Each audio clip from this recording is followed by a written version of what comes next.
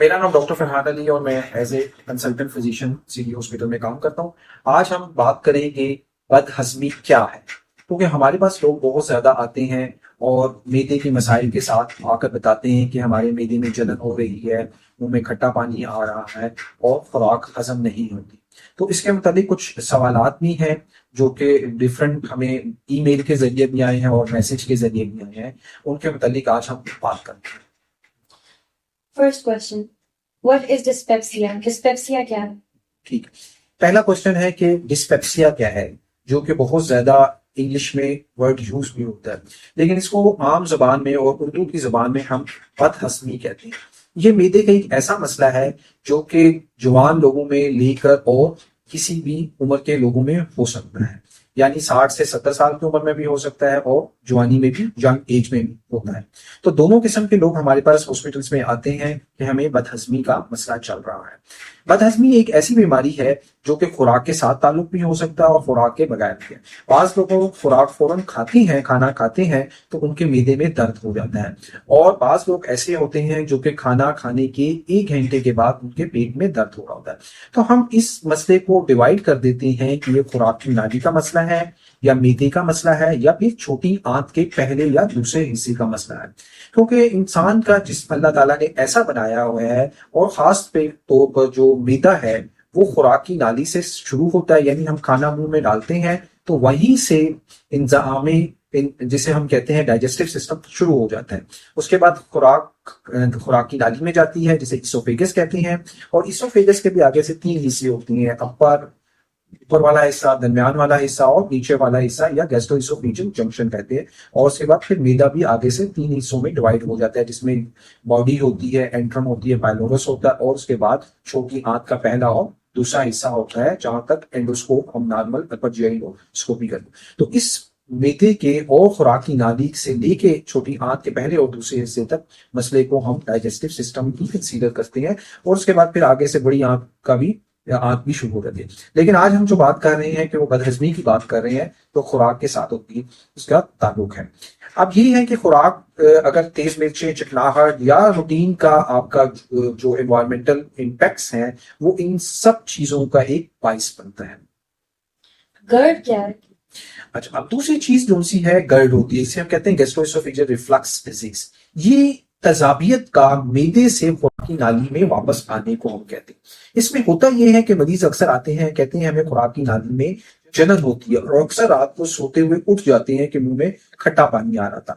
अल्लाह ताला ने सिस्टम ऐसा बनाया हुआ है कि खुराक की नाली और मैदे के मुंह के ऊपर एक जंक्शन होता है जिसे हम गैस्ट्रोएसोफेजियल जंक्शन कहते हैं। यानी नॉर्मली जैसे खुराक मैदे के अंदर दाखिल होती है तो खुराक की नाली जो सी होती है उसके ऊपर जंक्शन में वेल्व से लगे होते हैं, स्फिंक्टर होता है, वो बंद हो जाता है और खुराक को, तेजाब को वापस नहीं आने देता। लेकिन बाज कंडीशंस में कुछ वजूहात ऐसी होती हैं जिसमें वजन बढ़ना शुरू हो जाता है, या तेजाबियत बहुत ज्यादा बन रही होती है, या उस सफिशिएंट रिफ्लक्स में हर्निया बन जाता है, जिसकी वजह से क्या होता है कि तेजाब मैदे से खुराक की नाली में वापस आ जाता है। इसको हम गर्ड कहते हैं। डिस्पेप्सिया की वजूहात क्या है? जैसे हमने बात की बदहजमी की वजूहात में, एक नंबर ये है कि सबसे हम देखते हैं कि स्ट्रेस, हमारे सेटअप में स्ट्रेस और एंजाइटी का फैक्टर बहुत ज्यादा है। दूसरे नंबर पे चीजें ये आती हैं कि उन लोगों में दवाइयां जो ज्यादा इस्तेमाल करते हैं, खास तौर पे जो लोग पेन किलर या दर्दों की दवाइयां इस्तेमाल करते हैं, उनमें ये मसला होता है।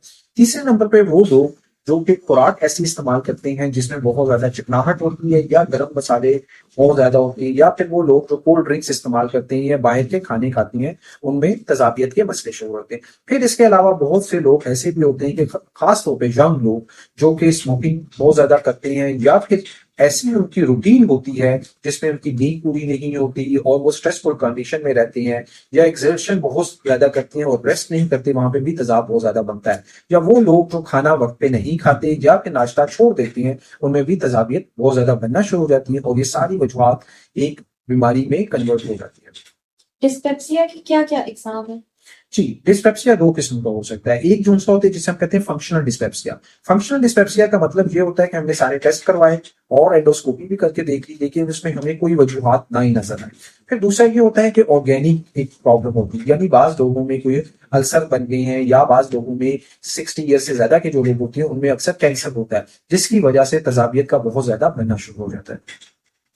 बड़ी उम्र के लोगों में तेजाबियत के क्या नुकसान हो सकते हैं? जी, वो लोग जो 60 साल से ऊपर हैं और उनमें अगर तजाबियत के मसाइल शुरू हो गए हैं तो उन लोगों को जरूर हमें टेस्ट करके देखना चाहिए, क्योंकि ऐसे लोगों में कैंसर बनने के चांसेस बढ़ जाते हैं। क्योंकि और अगर उनकी फैमिली हिस्ट्री में भी किसी को कोई कैंसर की बीमारी चल रही है तो हमें जरूर देखना चाहिए और ऐसे लोगों के एंडोस्कोपी करनी चाहिए। और उसके अलावा और भी बेस लाइन टेस्ट होते हैं जिसमें हमने कैल्शियम के लेवल देख रहे होते हैं, इलेक्ट्रोलाइट्स देख रहे होते हैं, इसी तरह सीपी देखते हैं और फिर कुछ टेस्टों में सीटी स्कैन भी करके देखते हैं। लेकिन इन सब लोगों में सबसे अहम टेस्ट कौन सा होता है? अपर जे एंडोस्कोपी होती है, जो कि हमें खुराक की नाली, मैदे की साख्त और उसमें कोई कॉम्प्लिकेशन और छोटी आंत के पहले और दूसरे हिस्से के मतलब बताती है। ऐसे मरीजों को कौन कौन से टेस्ट करवाने चाहिए? जी, टेस्टों में यही है कि अगर यंग एज है, 60 ईयर से कम एज के उम्र के लोग हैं, उसमें हम बाज लोगों में सिर्फ एम्पेरिकल थेरेपी दे देते हैं, यानी हल्की फुल्की दवाई दे देते हैं जिसमें प्रोटॉन पंप इनहिबिटर्स भी होते हैं और या फिर एंटासिड्स की दवाइयां दे देती हैं। तो टेस्ट यही होते हैं, लेकिन अगर फिर भी वो लोग रिस्पॉन्स नहीं करते तो उसमें हम अल्ट्रासाउंड एब्डोमेन करवा कर देख सकते हैं। इसके अलावा ब्लड सीपी होती है, ब्लड कंप्लीट पिक्चर भी जिसे कहते हैं, इलेक्ट्रोलाइट्स होता है और फिर एक टेस्ट बहुत इंपॉर्टेंट होता है जिसे हम कहते हैं H pylori test. H pylori test कौन सा है? इसमें स्टूल में हम करवा कर देखते हैं, स्टूल एच पाइलोरी एंटीजन से कहते हैं, या फिर यूरिया ब्रेथ टेस्ट होता है। बाज लोग जैसे हैं वो सीरम में करवाते हैं, यानी ब्लड के अंदर करवाते हैं, लेकिन उस ब्लड के टेस्ट का फायदा नहीं होता क्योंकि उसकी सेंसिटिविटी नहीं होती। इसलिए सीरम के अंदर या ब्लड के अंदर एच पाइलोरी टेस्ट नहीं करवाना चाहिए। हमेशा एच पाइलोरी का टेस्ट स्टूल के अंदर करवाना चाहिए या फिर एक यूरिया ब्रेथ टेस्ट होता है वो करवाकर देखना चाहिए। अगर इन टेस्टों में एच पाइलोरी टेस्ट नेगेटिव आ रहा है तो फिर हम आगे से देखते हैं बाज लोगों में या यंग लोगों में सीलिक डिजीज होती है, यानी बाज लोगों में वीट से एलर्जी या गंदम से एलर्जी होती है, उनमें भी यही मसला चल रहा होता है। फिर इसके अलावा बाज लोगों में जर्डियसिस होता है, एक इन्फेक्शन होती है पेट की जिसमें अक्सर पेट में दर्द भी होता है, भूख भी नहीं लगती और पेट मोशन लगे रहते हैं, यानी डायरिया कहते हैं। उसमें जार्डियसिस का टेस्ट करवाते हैं, उसे कहते हैं स्टूल फॉर जार्डियसिस। इसके अलावा स्टूल फॉर फैट होता है और इलेक्ट्रीज एक टेस्ट होता है, वो भी स्टूल में पखाने में चेक करते हैं।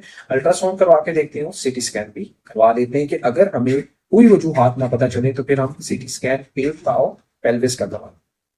बदहजमी के मरीज को क्या क्या एहतियाती तदाबीर इस्तेमाल करनी चाहिए? अगर पता चल जाए कि ये फंक्शनल डिस्पेप्सिया यानी इसकी कोई वजूहात नहीं है, सारे हमने टेस्ट करके देख लिए, तो इसका मतलब है कि हमें उस मरीज की लाइफस्टाइल के ऊपर फोकस करना चाहिए, क्योंकि एक वजह जो स्ट्रेस है सबसे बड़ा फैक्टर है इस बीमारी के फैलने का। तो स्ट्रेस को कम करना चाहिए और उसके लिए अपने डॉक्टर से डिस्कस करना चाहिए ताकि वो दवाइयों को आप एडजस्ट कर दे। और दूसरे नंबर पे अपनी खुराक को बेहतर करना चाहिए। तीसरे नंबर पे अगर वजन ज्यादा है तो उस चीज को देखना चाहिए और कोशिश करनी चाहिए खाना जो सा है हल्की गजा लेनी चाहिए, तेज मिर्ची चकनाट से परहेज करना चाहिए।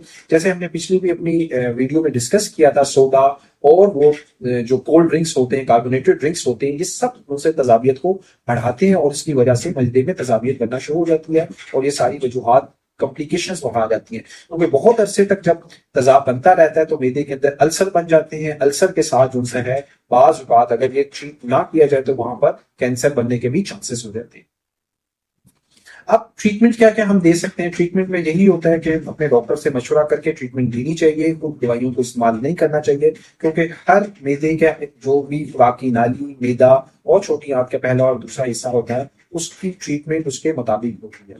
तो कोशिश कीजिए कि अपनी जिंदगी के लाइफस्टाइल को मॉडिफाई करें और एहतियाती तदाबीर को फॉलो करें। कोई भी दवाई अपनी मर्जी से मत लें, अपने डॉक्टर के मशवरे से चीजें करनी चाहिए। और वो लोग जिनका इलाज और लंबे अरसे से वो दवाइयां इस्तेमाल कर रहे हैं मैदे की और उनको फर्क नहीं पड़ता, उनको अपने डॉक्टर से डिस्कस करना चाहिए और अपर एंडोस्कोपी का टेस्ट करवाना चाहिए ताकि बीमारी की वजूहात पता चल सके।